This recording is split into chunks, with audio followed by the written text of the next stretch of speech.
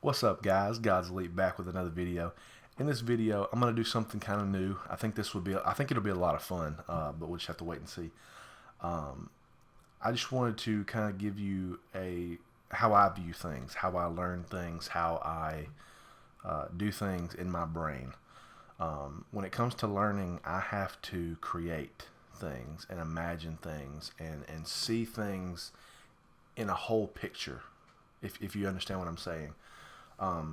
In my opinion, the best way to learn this rate is to just do it.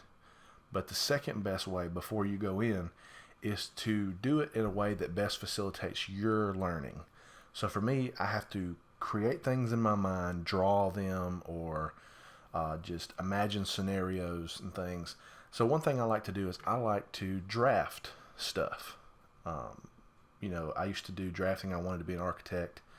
And so it's stuff that I still do every now and then.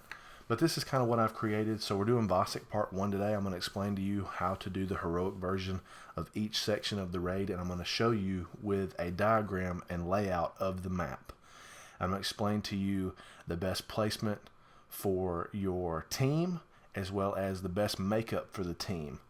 I'll preface this for the whole way through. I believe that the best makeup for the teams are 2 of each character. That's just how I feel about it. I think it's a perfect balance of Titans, Hunters, and Warlocks. Now, of course, some people, if you got 4 Hunters, 2 Titans, they might be best for this raid. But for me, I like to have an equal amount of everybody. That way, too, if you're with your buddies and you're raiding, you can, just do 3 runs and everybody will get their characters in and it'll be fluid, it'll be fine. So don't worry about where the Titans, the Hunters, and the Warlocks are. You see my key above my head. That tells you what all the little bitty things are. Don't worry about where the Hunters, Titans, and Warlocks are. Don't worry about the Titan bubbles yet. Let me just explain to you the map for those of you who want that or need that. Or maybe if you don't understand what this is. So when you first go in the raid, and you can actually go down there and look right now if you want to, if you don't have a checkpoint, because it's just the first part of the raid. You can just land down there and kind of just see what I'm talking about.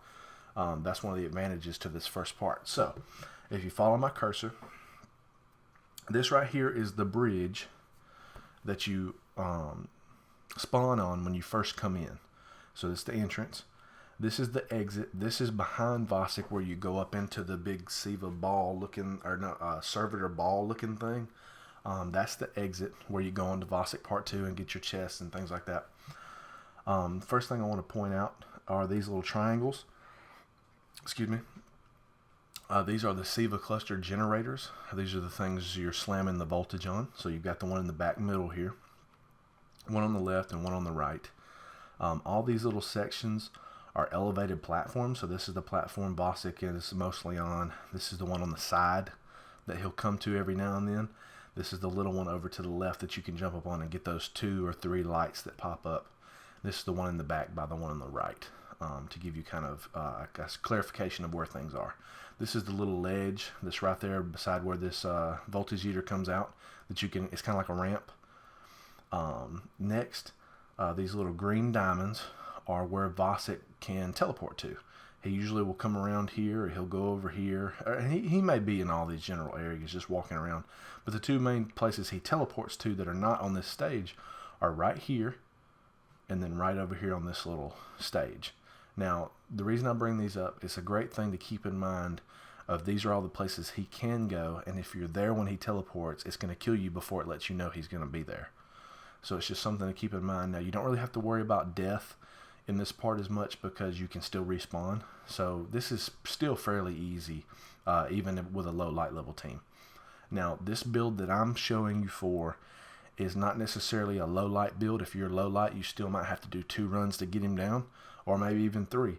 This run is for a 395 group to get him down in 1 run. This is what we did the other day. It worked out very well. And I think it's something that teams can use. Now, if you have a different way of doing it, that's fine.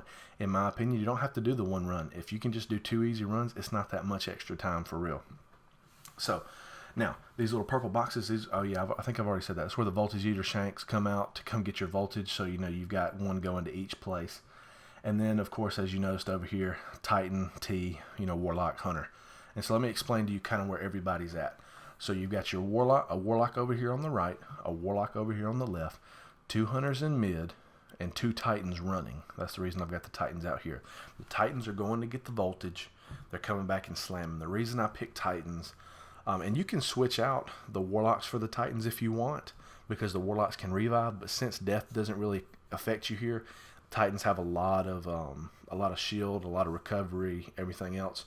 So I like sending them out, and it's fun. But Titans can come back and smash on just the middle one if they want, or they can go off to the sides.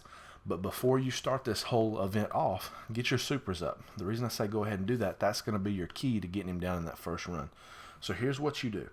Once you get enough voltage and you explode the little SIVA cluster generators, what you're going to do is both your Titans are going to pop weapons right here, both of them. And your hunters, you're going to, you can designate this as the first tether, designate this as the second tether. But they're going to pop their weapons bubbles. And then this Titan right here is going to pick up clusters and throw. This Warlock's going to pick up clusters and throw. This Warlock's going to pick up clusters and throw. Right? And so after they get the shield down, this is where it comes into play. Everybody's going to pick, all the Warlocks are going to continue throwing their SIVA bombs until they're gone. Once all the SIVA bombs are gone, they're all going to come back here, both your Warlocks. Now, when it's first time to do damage phase and the Warlocks are making their way back, first hunter is going to tether. That way all the rest of the SIVA bombs that you're throwing are still doing bonus damage. So as soon as his shield comes off, first tether goes up. The rest of the SIVA clusters go up, do the damage on him. If you've got your other Titan and your 3 hunters down here, like these 3, if you got this guy throwing, this guy throwing, and this guy throwing, these 3 aren't throwing, they can get this bubble and get back there and snipe or rocket launch or whatever they want to do, all while you're throwing the bombs. Now, as soon as first hunter's tether goes out, second hunter's tether goes up.